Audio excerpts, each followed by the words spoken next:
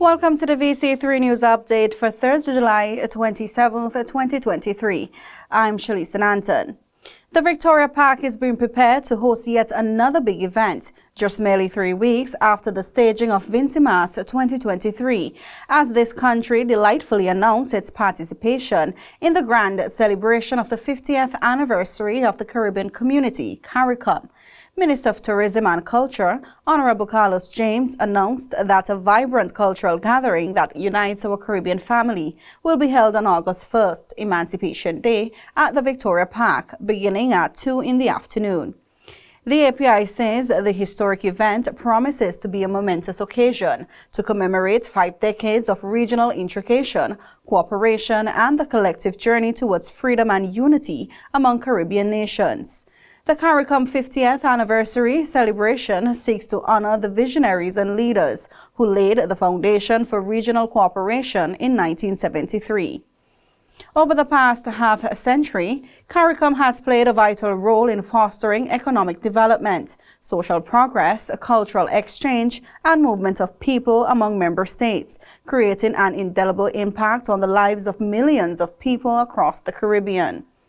The event at Victoria Park will feature cultural performances by local artists, dancers, and musicians, showcasing the diversity and richness of our shared heritage.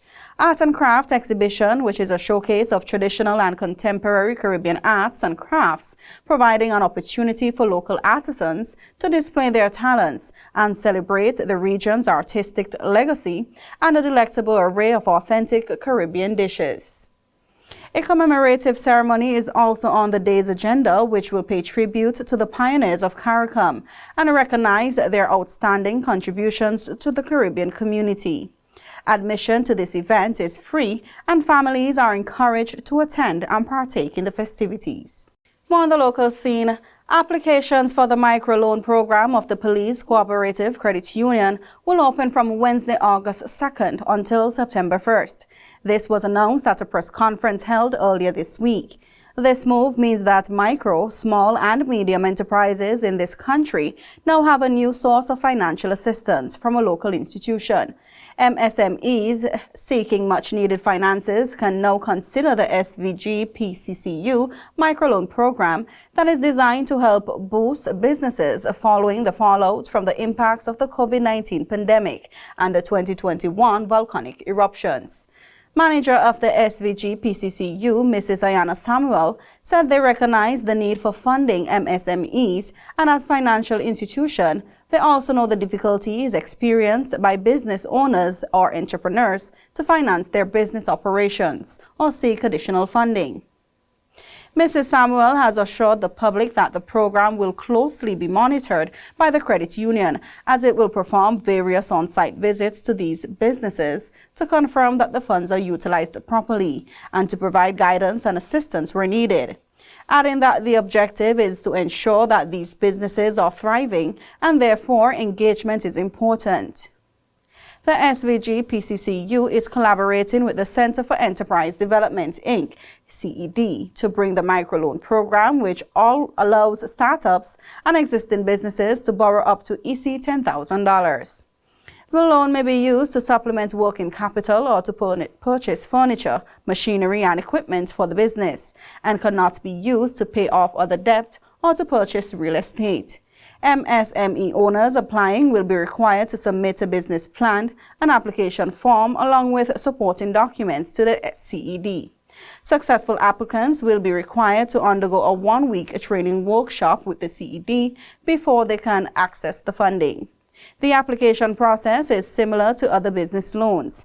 Application forms can be found on their website or can be collected at the SVG PCCU office or CED. And the Minister with responsibility for finance in St. Vincent and the Grenadines, Honorable Camila Gonsalves, who now holds the chairmanship of the Eastern Caribbean Central Bank Monetary Council for 2023 to 2024, expressed high praises for outgoing chair St. Lucia's Prime Minister, Honorable Philip Pear. Making his maiden remarks at the ceremony held recently at the Beachcombers Hotel Villa, Minister Gonsalves said he was deeply honored to have that responsibility, adding that he does not take it lightly. He then publicly thanked the St. Lucian leader for his leadership and commitment over the past year as the currency union pursued economic recovery despite the domestic and global challenges faced. The lasting and invaluable legacy of Prime Minister Pear's first stint as chairman was his insistence that the work of the ECCB not take place in a vacuum or in abstract, but that work is inextricably connected to the lives and livelihoods of the citizens of our currency union, particularly in a time of unprecedented challenges. As all manner of social ills beset our developmental aspirations, he said the union will be forever grateful to the former chair's leadership because of his insistence on a people-centered policy. The governor of the central bank, Timothy Antwine, was also on Minister Gonsalves' thank you list. He thanked the Minister Antwine for his smart leadership and the work undertaken by him and his team in service of development for our region. The last few years were not easy, and the fact that the governor of the central bank can stand here today and say that the backing of the currency is at 92%, and that we have weathered the worst of the COVID storm is tremendous testimony to not only his leadership, but the work of his entire team, and we're very grateful for the work that you've done, sir. Minister Gonsalves promises that his first order of business will be to advance financial accessibility and financial literacy within the ECCU, including increase financial stability within the sub-region through the establishment of a deposit insurance framework. He has also committed to further developing a renewable energy infrastructure investment facility and improved access to green climate finance markets. He also highlighted the importance of advanced digitalization in OECS member states and emphasized the need to embrace the promise of digital economy while avoiding its potential pitfalls and by this improve connectivity. And those are our local stories. Continue watching on VC3 channel 114 for the regional and international news update, along with the VC3 sports update.